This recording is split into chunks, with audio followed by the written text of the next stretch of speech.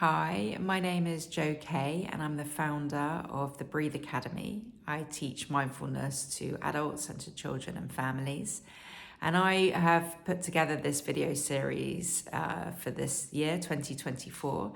The first one being managing our own and our children's anxiety as they go back to school, because so many of our kids are going back to school this week.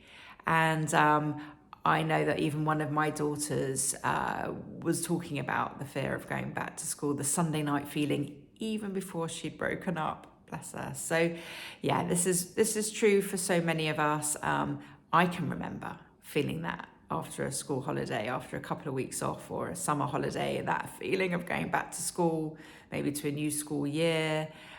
Was terrifying. And what's really happening is our brain is convinced there's some sort of threat. So we're having a threat reaction. We feel there's something to be afraid of. And this is completely normal. And there's nothing wrong at all with feeling fearful about what's to come, the unknown, that Sunday night feeling. We can all relate to it. So one of the most important things, I suppose, is allowing our child to understand that it's completely normal.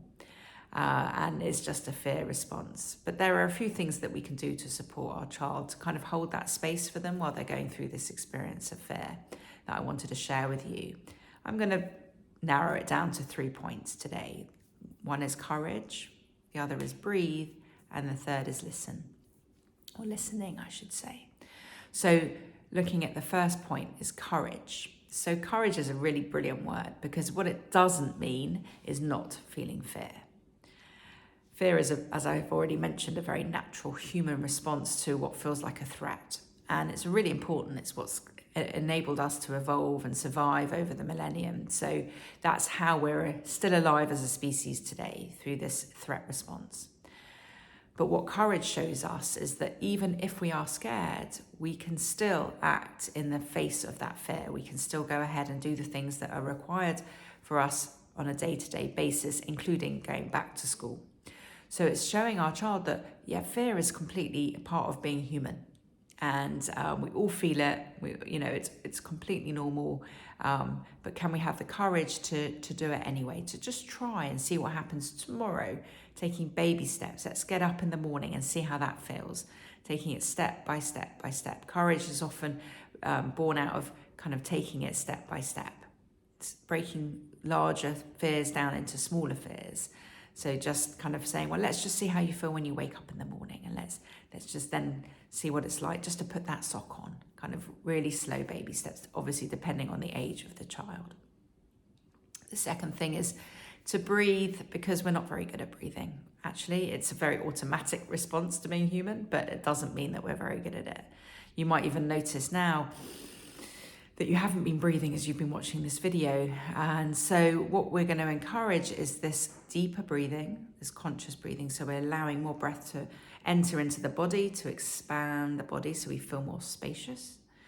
And a good breathing kind of practice is called 7-11.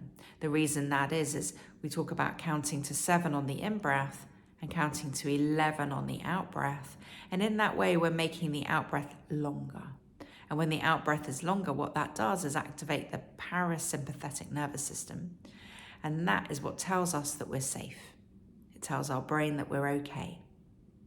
And what's happening when we have a threat response is there's some fear there, something telling us that we're not safe.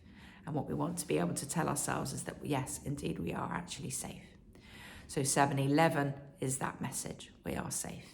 So you breathe in for the count of 7 and you breathe out for the count of 11. I'll practice it with you now, see what it's like. Sometimes some people are 6-10. If 7-11 is too many counts, see what it's like for you and adapt to your own breath. So with me, breathing in for 1, 2, 3, 4, 5, 6, 7.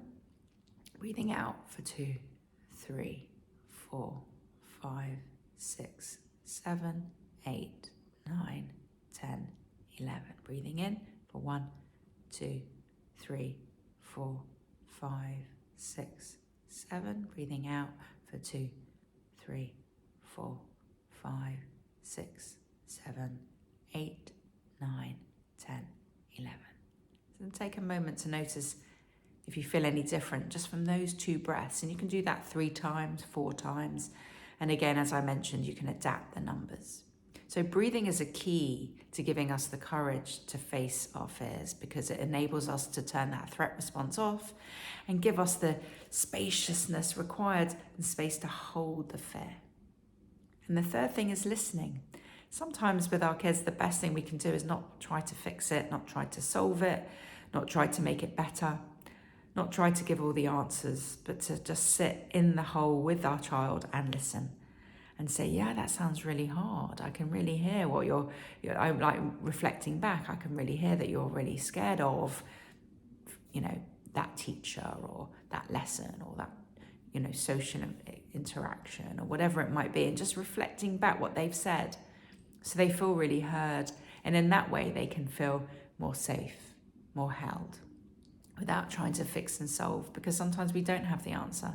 Sometimes school is just really hard, and you'll be there, or someone will be there in the evening waiting for them with a hug, and their bedroom will still be their bedroom, and you'll make a snack for them or something to see that when they get home from school, they're in their safe space again.